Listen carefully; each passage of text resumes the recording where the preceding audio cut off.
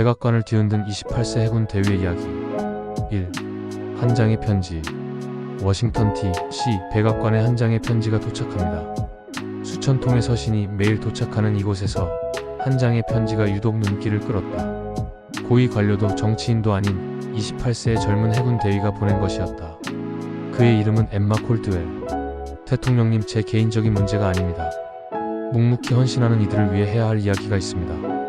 이 짧은 문장이 도널드 트럼프 대통령의 관심을 끌었다. 그는 편지를 손가락으로 톡톡 두드리며 보좌관들에게 물었다. 이 대위는 누구지? 보좌관들은 재빨리 그녀의 파일을 찾아냈다. 엠마 콜드웰 대위입니다.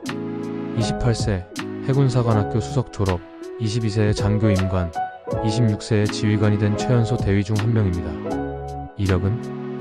훌륭합니다, 대통령님. 리더십으로 여러 차례 표창을 받았고 다수의 작전을 성공적으로 수행했습니다. 다만 3년 전 그녀가 내린 결정으로 몇 명의 부하가 희생된 사건이 있었습니다. 트럼프 대통령은 잠시 침묵했다. 흥미롭군. 직접 만나보자. 그렇게 해서 한 젊은 군인이 백악관으로 초대되었다. 2. 전국의 주목을 받다. 엠마가 대통령과의 만남을 위해 워싱턴 DC에 도착하자 언론은 그녀의 방문에 대한 온갖 추측을 쏟아냈다. 이 젊은 대위가 백악관에 부름받은 이유는? 그녀가 폭로하려는 군 내부의 비밀은 무엇인가? 그러나 엠마는 외부의 소음에 신경 쓰지 않았다. 그녀는 늘 그래왔듯 자신의 길을 걸을 뿐이었다. 백악관 정문을 통과하며 그녀는 생각했다. 나는 나를 위한 것이 아니라 보이지 않는 희생을 위한 목소리가 되기 위해 왔다. 3. 역사적인 만남. 백악관 오벌 오피스. 대통령은 그녀를 바라보며 한 손을 주머니에 넣은 채 말했다. 대위, 만나서 반갑소. 이 자리에서 28세의 해군 대위를 만나는 건 처음이군. 엠마는 단호하게 말했다. 대통령님, 만나주셔서 감사합니다.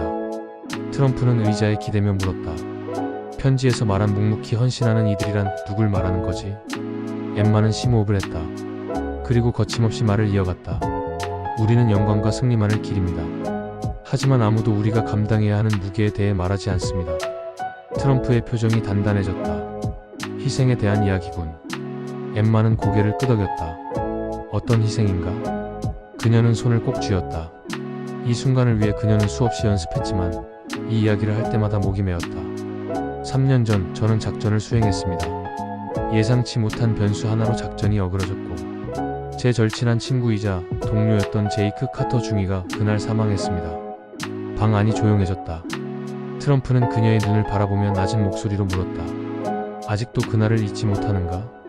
엠마는 힘겹게 웃으며 말했다. 매일 떠올립니다. 왜냐하면 진정한 리더십이란 옳은 결정만이 아니라 잘못된 결정의 무게를 짊어지는 것이기 때문입니다. 트럼프는 깊은 숨을 내쉬었다. 그리고 말했다. 나도 비슷한 기분을 안다. 엠마는 놀랐다. 대통령님이요? 트럼프는 고개를 끄덕이며 말했다. 대통령도 마찬가지야. 무슨 결정을 내리든 누군가는 대가를 치르게 되지. 때론 올바른 선택인지조차 확신할 수 없지. 엠마는 조용히 그의 말을 되새겼다. 그리고 조심스럽게 물었다. 그렇다면 왜 이 길을 가셨나요? 트럼프는 미소를 지으며 대답했다. 내가 왜 군인이 되었는지와 같은 이유야. 다른 누군가가 짊어질 바에야 내가 감당하는 게 낫다고 생각해서지.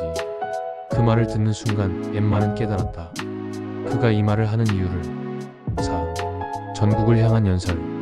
트럼프 대통령은 갑자기 엠마에게 제안했다. 대위, 당신이 하고 싶은 이야기를 전 국민 앞에서 해보는 건 어때? 엠마는 순간 당황했다. 제가요?